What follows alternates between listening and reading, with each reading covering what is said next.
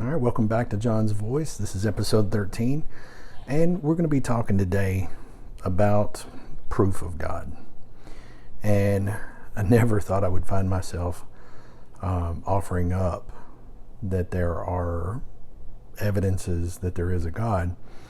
And I did some research this past week and found out that there were several people in the past that had the same line of logic about proof of God, and Thomas Aquinas being one of the prominent ones that laid out 5 different ideas for proof of God. And we're talking, this is 13th century.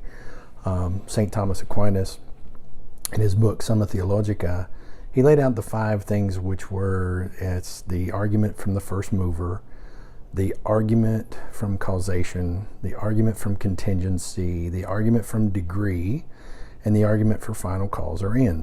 It's a theological argument. Anyway, so Thomas Aquinas, as far as I could tell, was one of the first person to write down the 5 ways that he saw that you could demonstrate God's existence.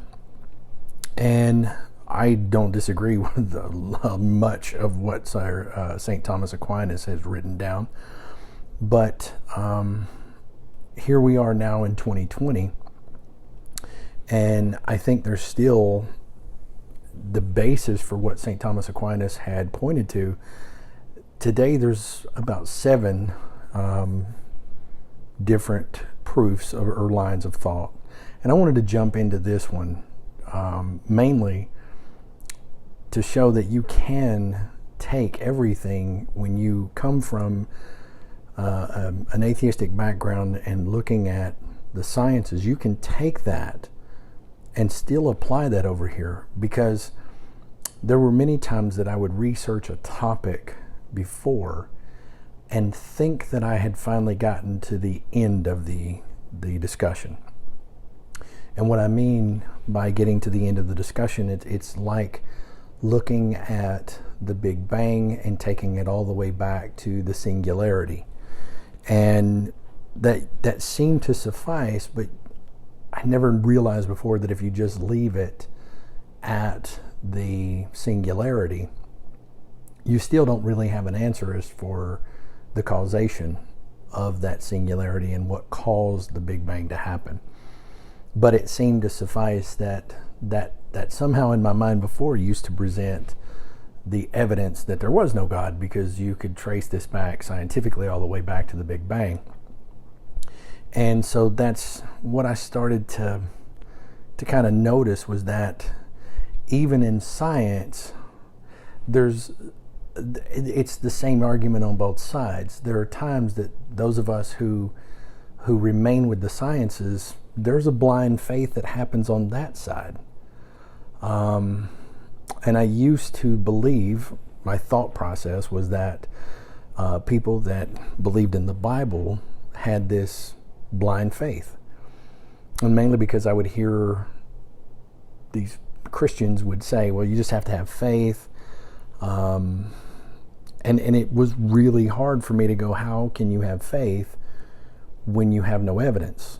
And so that's kind of where it was for me, was that I would hear Christians, and I will say that we all make this mistake, is that we judge the concept of God or the religion based off of the people that we see that are associated with it. And I had never realized how flawed that is. It is very flawed to look at a religion and base the sum total of that faith on individuals or people. Because I will tell you, there are people who call themselves Christians who are no more Christian than an atheist, and I'll tell you that there are people who are atheists who have more of a foundational belief in a creator than those that call themselves Christians. Like there's really a spectrum because we're all trying to relate to either God or an absence of God in some form or fashion. And so we look for groups of people who tend to think just like we do. And I noticed that the people who used to hang out with me or would discuss with me, the moment that I became a person who had faith, then all of a sudden they started to fall away because I didn't hold that same type of logic. Now, I didn't stay away from them.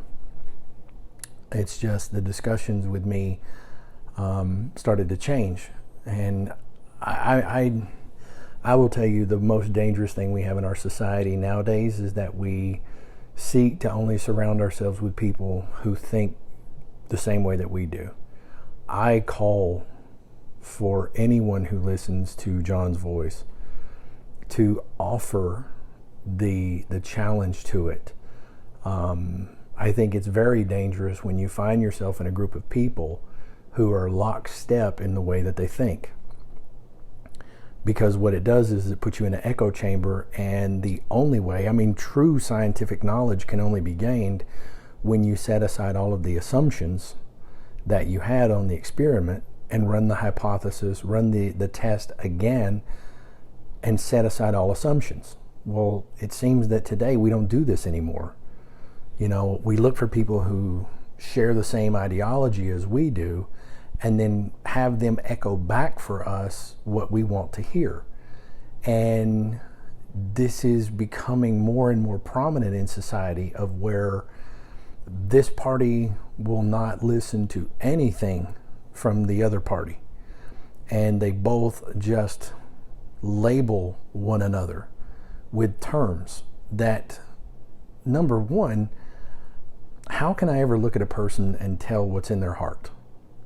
Like, to me, and again, this is just me, it's a separate topic, but looking at you and determining what's in your heart based on your skin color, whether you be white, black, brown, or indifferent,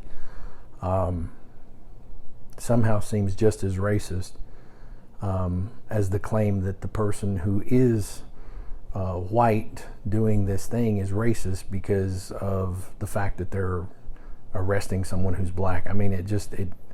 It makes no sense to me. Like, so be it.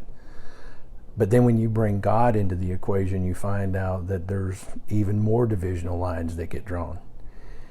But can there be proof outside of human reasoning? And I do think that there is. And I'll lay these 7 things out for you now. The first thing is that the fact that we have a creation demands a creator. And I think I'll point out to one of the first things that I was in awe of is the first time that I ever saw, there's a picture that the Hubble telescope took a picture of. They had focused the Hubble telescope into a piece of space, just empty black space that was just above the moon.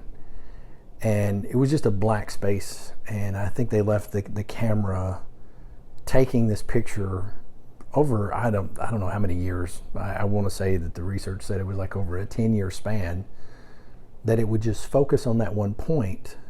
And what they get, and you can look this one up for yourself, it's called the Hubble Deep Space Photograph.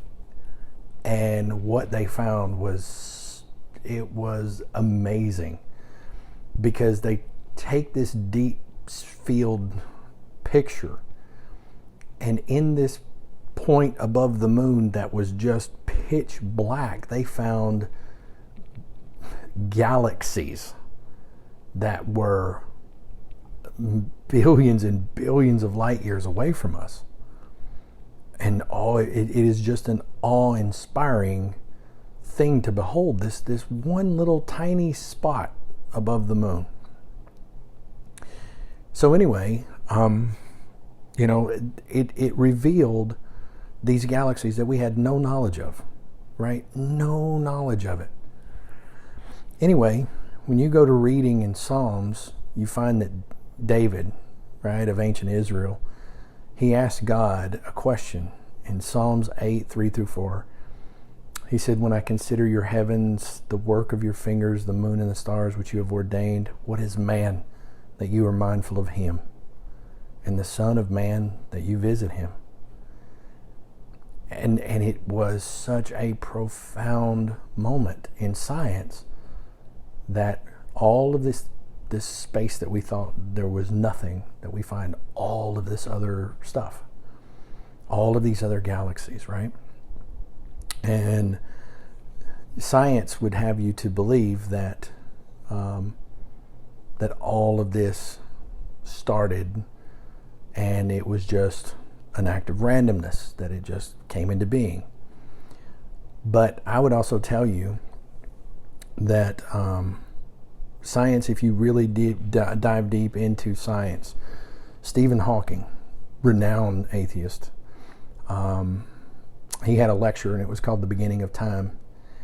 And he stated that the universe has not existed forever.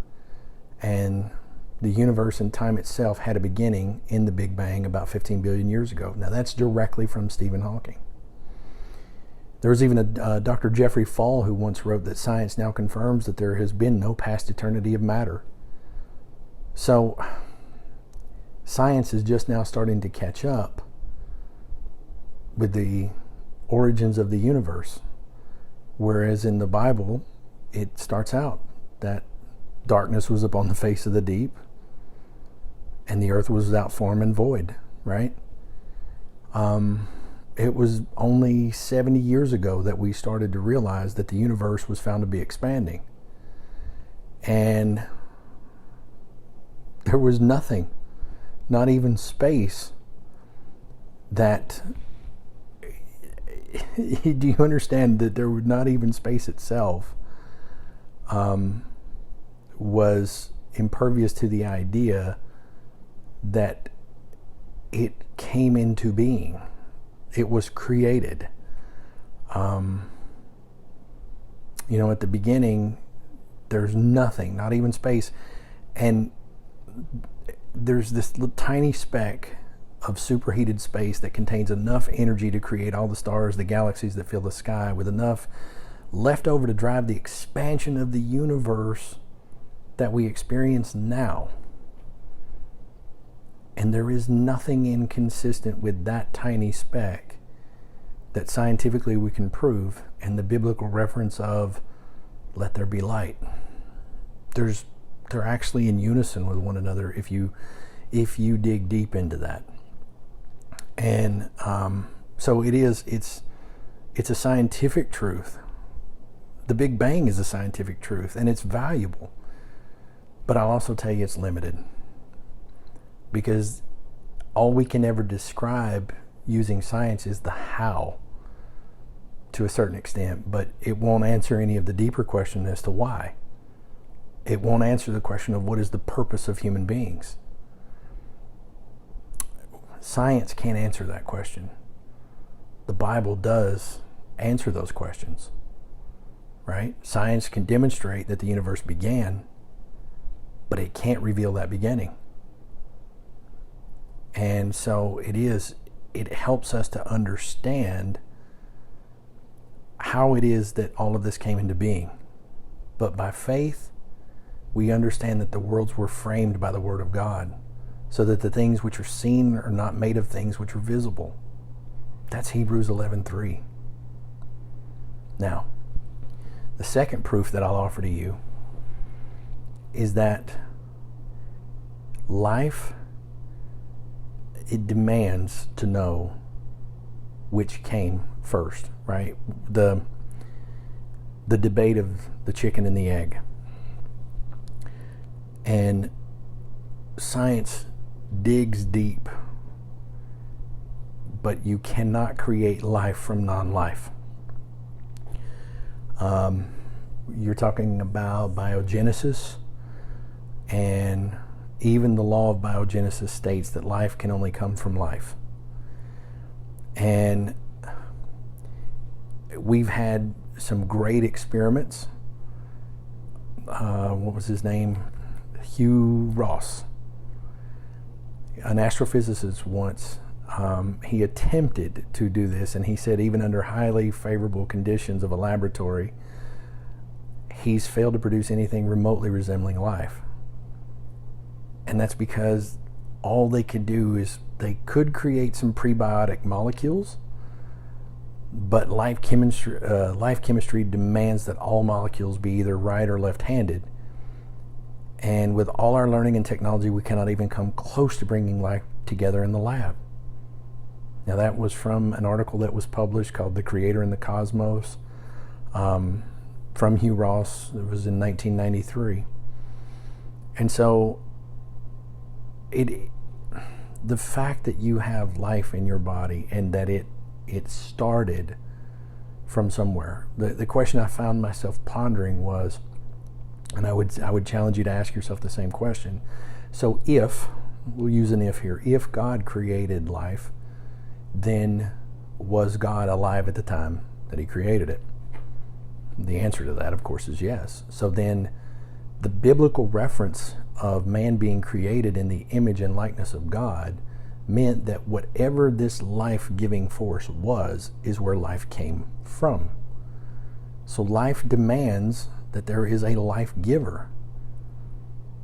Science has never, not even once, suggested that you could create life from non-life. Scientists have never been able to do that. And even though scientists try to reject the idea of a God, once you set aside your scientific objectivity, science has shown that it's impossible to separate the two. You cannot get life from non-life. And so, even when you have observations and you have experimentation, it still comes down to the basics of human reasoning. There are no experiments that we're ever going to find that can prove God in a scientific sense. It's either a hypothesis of you can either believe that there is a God, or you can be atheist and believe that there's not a God.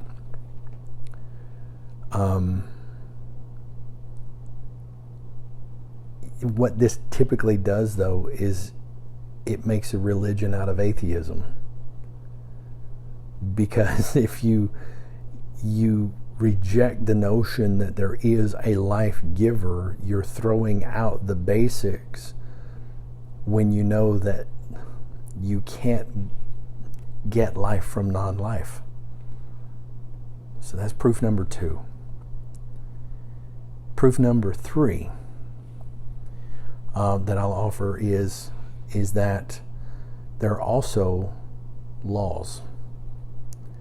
And you can't get laws without there being a lawgiver. So let me see if I can try to put this one into words. Okay, there is certain behaviors that we find that humans will not cross this. There are certain thresholds that we've structured our society in certain ways. We've seen different forms of government. We've seen different forms of civilizations. But there are also certain things that we do notice that we don't cross into. And some of these are known as natural laws. Now, some of these natural laws, like I'll use for example, electromagnetism, gravity. These laws of gravity that you see, that we've observed, we discovered this gravity. But the fact that it is a law, meaning that everywhere that you can see there's a structure, that we discovered gravity. We didn't create gravity.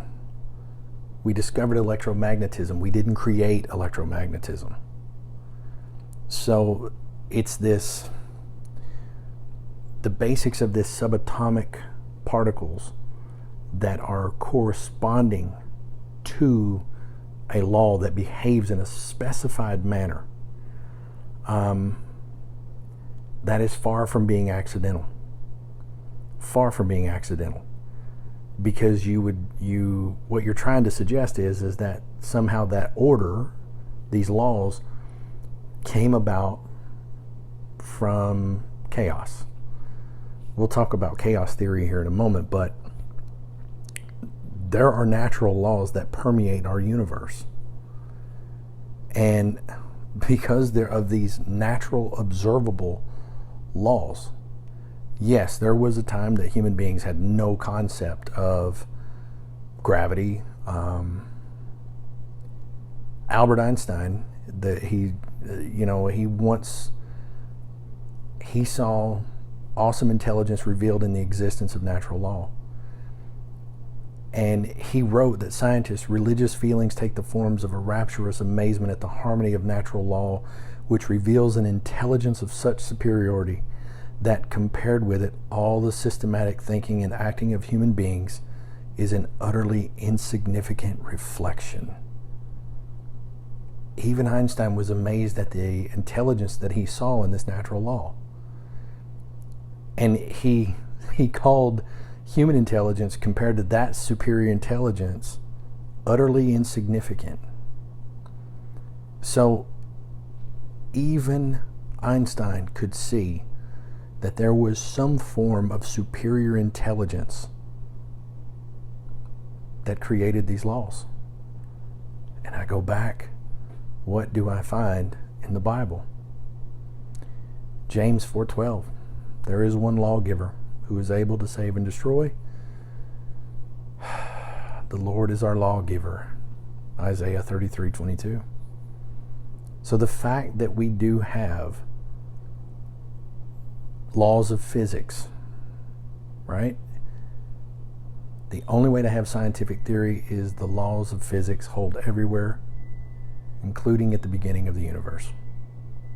So, proof number 4 is that if you have a design, there must be a designer.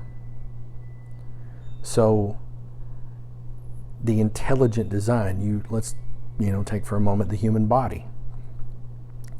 There is insurmountable evidence of a design there. And you could look for John H. Ogwin's article called Evolution, Fact or Fiction. And he talks about the human eye. And even Darwin admitted that complex organs such as the eye would be difficult to explain in terms of the gradual stepwise process outlined by his theory. But Darwin did not realize the complexity of vision's molecular biology, which science would later discover. So you find this design of the human eye. And again, if you believe in chaos theory, then this thing would have just been an accidental, just a random event. But the fact that the structure of the eye denotes that it had to be orchestrated, put together in such a way that in order for us to have vision the way that we experience it, then it naturally, if you expect that there is a designer, then you'll also ask the question, then if there was a purpose behind the idea of giving you a set of eyes, was the universe designed for a purpose as well? So it was, who was it, Patrick Glenn, that he said the most basic explanation for the universe is that it seems to be a process orchestrated to achieve the end or goal of creating human beings. He went on to say that from a scientist's viewpoint, the fact that the universe looks as though it had a definite beginning, if that's not upsetting enough, what appears to drive cosmologists nearly to distraction is the anthropic principle that the earth and the universe were created for mankind. So, if there is no purpose and there is no design, then the fact that we evolved to have things like eyes and ears, if there were no designer, there was no structure behind it, what would possibly be the purpose to evolve into beings who could see, who could hear, who could think? I would tell you it takes greater faith to believe in a godless universe than follow all of this evidence to its logical conclusion. So, who was it? It was Aldous Huxley, the famous English author. He expressed this very well. He said, most ignorance is vincible ignorance. We don't know because we don't want to know. It is our will that decides how and upon what subjects we shall use our intelligence. Those who detect no meaning in the world generally do so because for one reason or another it suits their book that the world should be meaningless. So again, whether you accept it or not, when you see a design, it is suggesting there is a designer. Now, proof number 5 that I'll offer you is that there are fulfilled prophecies. I struggled so hard when it came to the idea of prophecies because, again, when I take myself out of this and go back to the atheist idea, the fact that someone would be foretelling of something that was going to happen, we don't really see that a whole lot today. It's not something that is very commonplace with us. But now, when you go back, what I found to be, for me, again, this was for me, most fascinating was that at the time that Jesus was born, his birth had been prophesied about. That they were looking for, and I've been trying my best to understand this because even in Judaism, the thing that they're consistently looking for is the Messianic period, when the Messiah comes and what the Messiah is going to do. And the reason that most of the Jews don't accept who Jesus was is they don't feel that he fulfilled all of those prophecies. But at the same time, if I go back and I look at just the prophecies alone in the Old Testament, and again, I don't like to do this, but let me talk a little bit here from the Bible's perspective. So there was a prophecy in the Old Testament about Nebuchadnezzar. So he's the king of Babylon. And he had a dream that none of his advisors could interpret, and only Daniel, through God's revelation, was able to reveal and interpret this dream. And Daniel explained to the king that he had seen this mysterious image with a head of gold, chest of arms and silver, belly, thighs of bronze, and feet of iron mixed with clay. And the head of gold represented Nebuchadnezzar, and the rest of the image foretold of future kingdoms. Daniel 2:39 through 41. But after you shall arise another kingdom inferior to yours, then another, a third kingdom of bronze, which shall rule over all the earth. A fourth kingdom shall be as strong as iron, inasmuch as iron breaks in pieces and shatters everything. And like iron that crushes, the kingdom will break in pieces and crush all the others. Whereas you saw the feet and toes, partly of potter's clay and partly of iron, the kingdom shall be divided, yet the strength of the iron shall be in it, just as you saw the iron mixed with the ceramic clay. So now, biblical scholars and historians agree about the identity of these empires that was seen in Nebuchadnezzar's dream. And after the Babylonian Empire, which was from 625 BC to 539 BC, was the Medo-Persian Empire from 558 BC to 330 BC, the Greco-Macedonian Empire from Alexander the Great from 333 BC to 31 BC, the Roman Empire 31 BC to 476 AD, and finally the toes of iron mixed with clay represented a future revival of the Roman Empire.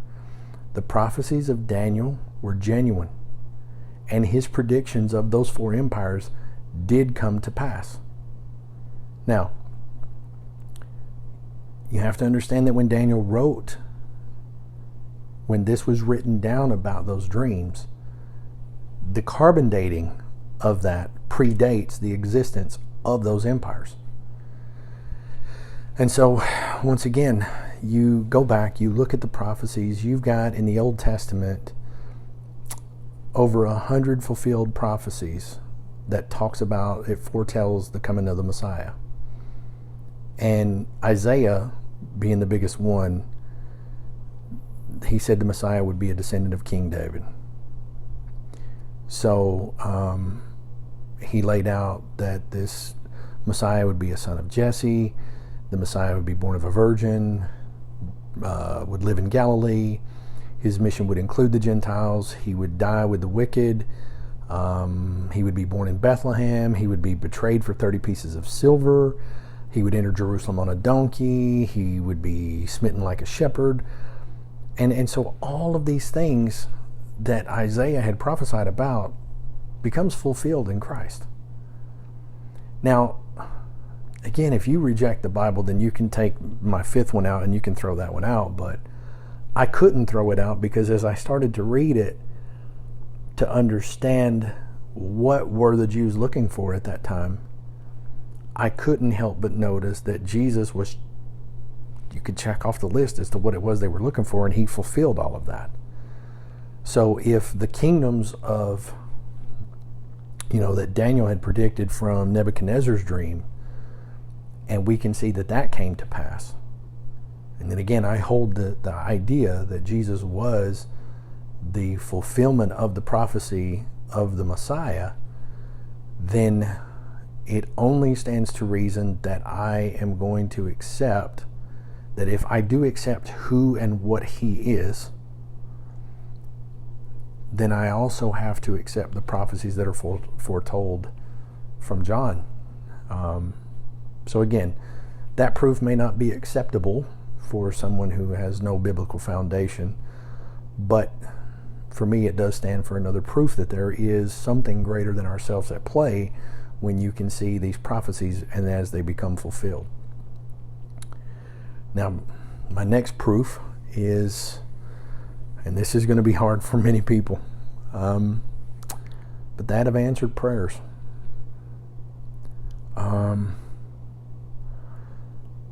I have personal knowledge of this one because I myself wrote off the idea that you could pray for something and what you had prayed for gets answered. I had written that off as coincidence. But as I started to find, the more that I opened myself up to prayer, the more that I started to see that how many things have to happen that, if you said one thing, you prayed for this one thing, you got that one thing, you could write that off as a coincidence. But if you're in constant prayer and you see consistently that the things that you pray for do come to pass, that one was one that, this is all I can tell you for that proof. Either try it or deny it.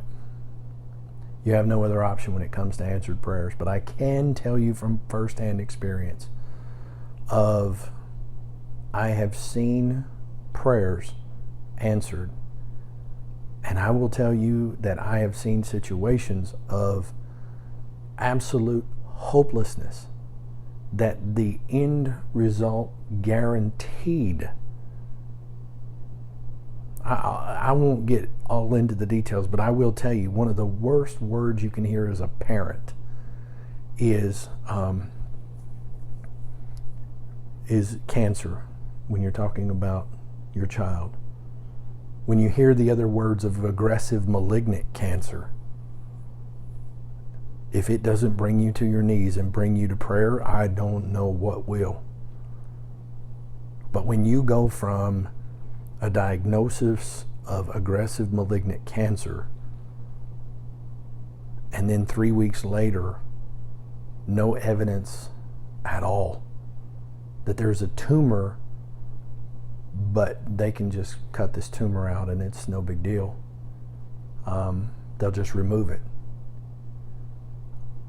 in 2020, a diagnosis of aggressive malignant bone cancer becomes nothing 3 weeks later. That's when you'll either have to try it or deny it. But am I convinced that it is proof? Absolutely. Absolutely. And I never, prior to becoming a believer, would have ever thought I would have found myself saying that yes, in fact, God does answer prayers. You may not always like the answer, but He does always answer it. And that's proof enough for me. Proof number 7 is just the results.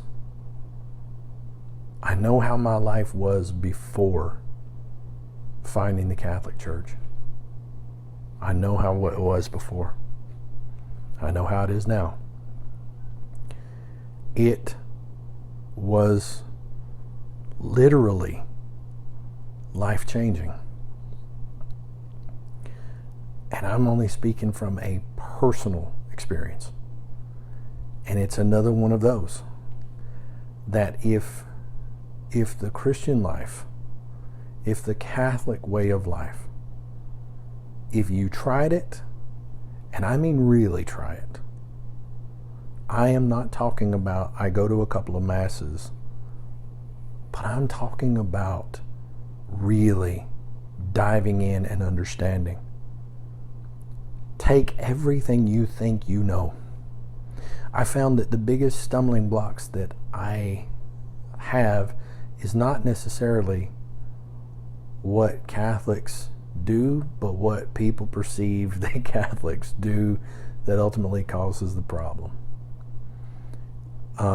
Because I've heard all of these things about, oh, well, Catholics just do whatever they want to and then they can go to confession.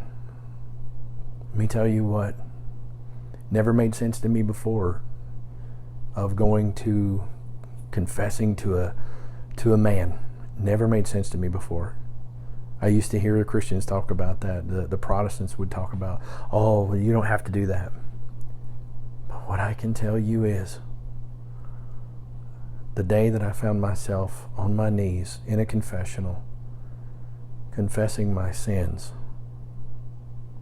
was the day that I finally found the mercy of God. I cannot describe more for you as to how it became proof, but what I can tell you is that the moment you find yourself just laying it all out, hearing yourself confess some of the darknesses that are in your heart, and listening to what you hear back, I'm telling you that what you see coming out of that confessional is a victory. It doesn't just impact your physical life. You feel your soul has been released from a prison that it has been in. I am amazed at the healing power of confession. But I can also tell you that when you live a life that is changed directly because of living a full life according to how Jesus said we should live and communicate with one another, that one was the biggest proof of all for me. What I had set out to do was to prove, and Jesus made it very easy for you. He made it easy. Because all you have to do is take what He said, and if you can find that He is wrong, if you find Him lie, catch Him in a lie, you can throw everything out that He says. My problem was, He didn't say that He told the truth. He said that He is the truth. So I thought that should be pretty easy. All I have to do is find some lie associated with Him, and I can reject him. Should be easy to do. Just like Pontius Pilate, I have to wash my hands because I can find no fault with him. But unlike Pontius Pilate, I won't crucify him. Decided to make him king of my life. And my life has changed because of it. And out of all the proofs, that's the one that matters. And if you do the same, the greatest challenge to all human beings is found in the book of Isaiah. Seek the Lord while he may be found. Call upon him while he is near. Let the wicked forsake his way, and the unrighteous man his thoughts.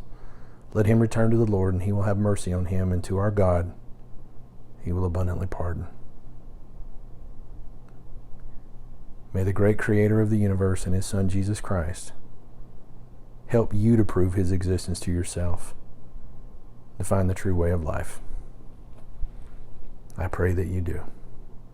Amen. God bless you. Until next time.